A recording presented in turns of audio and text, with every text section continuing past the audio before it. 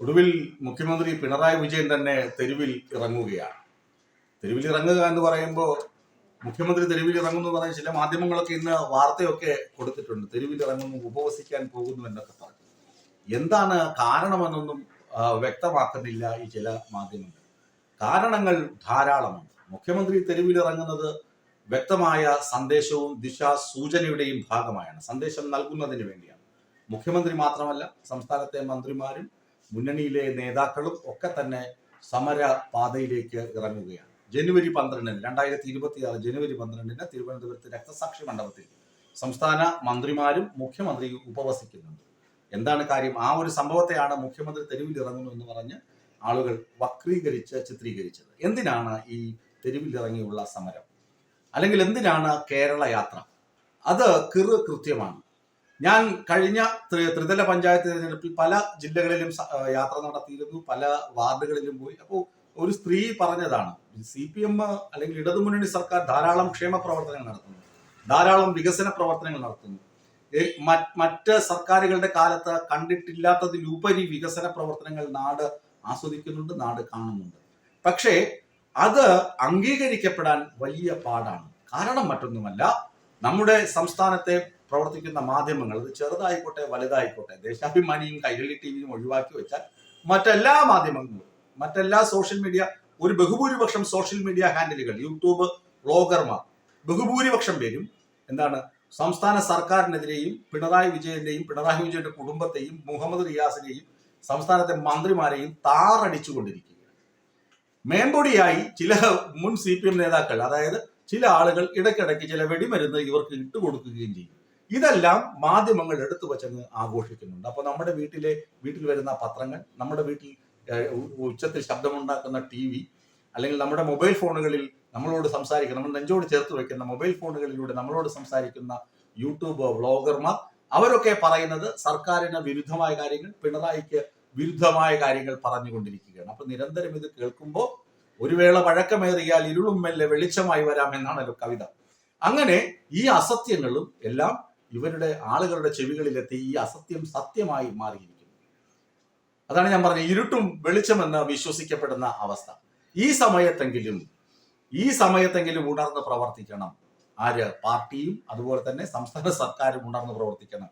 അതിന് സംസ്ഥാന സർക്കാർ എന്ത് ചെയ്തു എന്ന് വെച്ച് കഴിഞ്ഞാൽ സോഷ്യൽ മീഡിയക്ക് സെപ്പറേറ്റ് വിങ്ങിനെ വെച്ചു, പാർട്ടിയും വെച്ചു സോഷ്യൽ മീഡിയക്ക്. എന്നിട്ട് പലതരത്തിലുള്ള പ്രചരണ പരിപാടികൾ സംഘടിപ്പിച്ചു. ഇതൊന്നും ഏശിയില്ല. അതിനൊറ്റ കാരണമേ ഉള്ളൂ, സർക്കാരിന്റെ കയ്യിൽ നിന്ന് പണം പിടുങ്ങുക. സർക്കാരിന്റെ കയ്യിൽ നിന്ന് പണം പിടുങ്ങുക എന്ന ലക്ഷ്യം വെച്ച് കുറെ ഊളകൾ ഈ സ്ഥലത്തൊക്കെ കയറിയിരിപ്പുണ്ട്. സർക്കാരിൽ നിന്നും പാർട്ടിയിൽ നിന്നും പൈസ പിടുങ്ങി എന്റെ കീശ വീർപ്പിക്കുക എന്നത് മാത്രമാണ് ഇവരുടെ ലക്ഷ്യം, അല്ലാതെ മറ്റൊന്നുമല്ല. അത് ഇനിയെങ്കിലും പാർട്ടിയൊക്കെ തിരിച്ചറിഞ്ഞിട്ടുണ്ടാകണമെന്നാണ് തോന്നുന്നത്. കാരണം കഴിഞ്ഞ ദിവസം സംസ്ഥാന കമ്മിറ്റിയിലൊക്കെ സോഷ്യൽ മീഡിയ വിങ്ങിനെ കുറിച്ചൊക്കെ വിമർശനം ഉയർന്നു എന്നാണ് വാർത്തകൾ. അപ്പോ സ്വന്തം കാര്യം സിന്ദാബാദ് എന്ന് പറഞ്ഞ് സർക്കാരിന്റെ പ്രചരണ പരിപാടികളൊക്കെ ഏറ്റെടുത്ത ചില മഹാപ്രതിഭകളും ചില രാഷ്ട്രീയ നേതാക്കളുടെ ഉറ്റ ബന്ധുക്കൾ ഉൾപ്പെടെയുള്ള ആളുകളുണ്ട് ഇതിനകത്തൊക്കെ. അവരൊക്കെയാണ് സർക്കാരിനെ കൊണ്ട് കുഴിയിൽ ചാടിച്ചത്. കാരണം അവരൊരു 4 അണയുടെ പണി എടുത്തിരുന്നുവെങ്കിൽ ഈ സോഷ്യൽ മീഡിയ പ്രചരണത്തിനൊക്കെ കവച്ചു വെച്ച് കൊണ്ടുവരാം. ഏതെങ്കിലും ഒരു പോരാളി ഷാജി ഇരുന്ന് കുറച്ച് പോസ്റ്റ് ഇട്ടു എന്ന് പറഞ്ഞ് പാർട്ടിക്ക് ഗുണം ലഭിക്കണമെന്നില്ല. ഈ തിരിച്ചറിവിൽ നിന്നാണ് സർക്കാർ, പിന്നെ മുഖ്യമന്ത്രി പിണറായി വിജയനും മന്ത്രിമാരും ഒക്കെ റോഡിലോട്ട് ഇറങ്ങുന്നത്, കളത്തിലിറങ്ങിയിട്ട് ജനങ്ങളോട് പറയുകയാണ്, ഞങ്ങൾ ഇന്ന കാര്യങ്ങൾ ചെയ്തു, ഞങ്ങൾ ഇത്ര കാര്യങ്ങൾ ചെയ്തു, എന്നിട്ട് ഇതെല്ലാം നിങ്ങൾക്ക് വേണ്ടിയാണ് ചെയ്തത്. ഈ സന്ദേശം ജനങ്ങളിൽ എത്തിക്കണം. ഇതിനൊക്കെ കേന്ദ്ര സർക്കാർ ഫണ്ട് തരുന്നുണ്ടോ? ഇപ്പൊ PM ശ്രീ വിമർശനം വന്നു, അതുപോലെ ആരോഗ്യ മേഖലയിൽ പല വിമർശനങ്ങൾ വന്നു, ആശാ വർക്കർമാരുടെ വിമർശനം വന്നു, സമരം വന്നു. ആശാ വർക്കർമാരുടെ സമരമൊക്കെ കനത്ത തിരിച്ചടിയാണ് പിണറായി സർക്കാരിന് കൊടുത്തിട്ടുള്ളത് എന്നതിൽ ഒരു തർക്കവുമില്ല. ആ സമരത്തിൽ വാസ്തവമുണ്ടോ? ഒരു തരിമ്പെങ്കിലും സത്യമുണ്ടോ എന്ന് ചോദിച്ചാൽ അതുമില്ല. വെറും പുകമറ സൃഷ്ടിച്ച് സർക്കാരിനെ കരിവാരിത്തേക്കാൻ നടന്ന സമരമാണത്. പക്ഷേ ആ സമരവും ജനങ്ങളെ ഹിറ്റ് ചെയ്തു. എന്തുകൊണ്ടാണ്? അവർക്ക് 1000 രൂപ സർക്കാർ കൂട്ടിക്കൊടുക്കുകയും ചെയ്തു. ഇതൊക്കെ കേന്ദ്ര ഫണ്ടിൽ നടക്കുന്ന സംഭവങ്ങളാണ്. കേന്ദ്ര ഫണ്ട് കിട്ടണം. വിദ്യാഭ്യാസ വകുപ്പിന് സുഗമമായി പ്രവർത്തിക്കണമെങ്കിൽ കേന്ദ്ര ഫണ്ട് ലഭിക്കണം. ആ ഫണ്ട് തടഞ്ഞു വെച്ചു. ആ ഫണ്ട് കൊടുക്കുന്നില്ല. വയനാട് ദുരന്തമുണ്ടായി, ഫണ്ട് കിട്ടിയോ? എന്നിട്ട് നമ്മുടെ മാധ്യമങ്ങൾ സർക്കാർ കൊടുത്ത കണക്കിനെ പോലും പെരുപ്പിച്ച് കാണിച്ചു എന്ന് പറഞ്ഞിട്ട് പിണറായി വിജയനെയും കൂട്ടരെയും ആക്രമിക്കാനല്ലേ പോയത്? നമ്മുടെ സ്വന്തം നാട്ടിലെ ഒരു ആവശ്യത്തിന് വേണ്ടി ഒരു അപേക്ഷ കൊടുത്തപ്പോൾ ആ അപേക്ഷ പോലും തെറ്റാണെന്നായിരുന്നു ഇവിടുത്തെ പ്രചരണം. ആണല്ലോ, ശരിയല്ലേ ഞാൻ പറയുന്നത്? നിങ്ങളെല്ലാം ശ്രദ്ധിച്ചിട്ടുണ്ടാകുമല്ലോ. അപ്പോൾ വയനാട് ദുരന്തം നമുക്ക് പ്രത്യക്ഷ ഉദാഹരണമാണ്. അതുപോലെ PM ശ്രീയുടെ കാര്യത്തിലും വിദ്യാഭ്യാസ വകുപ്പിന് ആവശ്യമായ കാശില്ല, പ്രവർത്തിക്കണ്ടേ? ഉച്ചക്കഞ്ഞിയില്ല എന്ന് പറഞ്ഞ് നിങ്ങൾ ബഹളം ഉണ്ടാക്കും. ഈ അടുത്ത ദിവസം കാനഡയിൽ ഒരു മലയാളി അവിടെ ചികിത്സ കിട്ടാതെ മരിച്ചു, ഹൃദയാഘാതം വന്നിട്ട്. 8 മണിക്കൂറോളം അയാൾ ആ രോഗവുമായി കാത്തിരുന്നു, അതായത് നെഞ്ചുവേദനയുമായി കാത്തിരുന്നു. BP 210 ഉയർന്നിട്ടും കാത്തിരിക്കൂ എന്നാണ് ഡോക്ടർമാർ പറഞ്ഞത്. ഇംഗ്ലണ്ടിലാകട്ടെ എന്താണ്, ഏകദേശം ലക്ഷക്കണക്കിന് ആളുകളാണ് ക്യൂവിൽ നിൽക്കുന്നത് ഡോക്ടർമാരെ കാണാൻ. ഇതാണ് വിദേശത്തെ അവസ്ഥ. ഇവിടെ കേരളത്തിലാണെങ്കിലും 8 മിനിറ്റ് വെയിറ്റ് ചെയ്താൽ ഒരു സർക്കാർ ഡോക്ടറെ, ഒരു സർക്കാർ ആശുപത്രിയിൽ നിങ്ങൾ പോയി OP ടിക്കറ്റ് എടുക്കാൻ 2 മിനിറ്റോ 3 മിനിറ്റോ നിങ്ങൾ ക്യൂവിൽ നിന്നാൽ നിങ്ങൾ വീണ ജോർജിന്റെ അപ്പന് പറയും, പിണറായി വിജയന്റെ കുടുംബത്തെ ആകെ ക്രൂശിക്കും. ഇതല്ലേ സ്ഥിതി? ഇതാണല്ലോ സ്ഥിതി. അപ്പോ ഈ സ്ഥിതി മറികടക്കണം. സർക്കാർ ആശുപത്രികളിൽ നിങ്ങൾ പോയിട്ടുണ്ടോ? സർക്കാർ സ്കൂളുകളിൽ പോയിട്ടുണ്ടോ?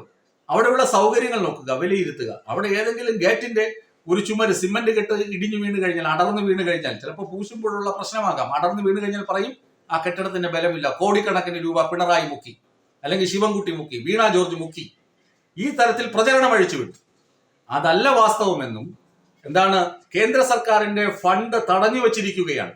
ഇന്നത്തെ മനോരമ അത് എഴുതി വെച്ചിട്ടുണ്ട്, മനോരമ പത്രത്തിൽ വൃത്തിയായിട്ട് എഴുതിയിട്ടുണ്ട്. പക്ഷേ അതിനകത്തും AGയുടെ കണക്ക് വെച്ചിട്ട് സർക്കാരിന് ഒരു കുത്തിയിട്ട് ഒരു വരി എഴുതിയിട്ടുണ്ട്, എന്താണ്, കേന്ദ്ര ഫണ്ട് തടഞ്ഞു വെച്ചിട്ടുണ്ട്.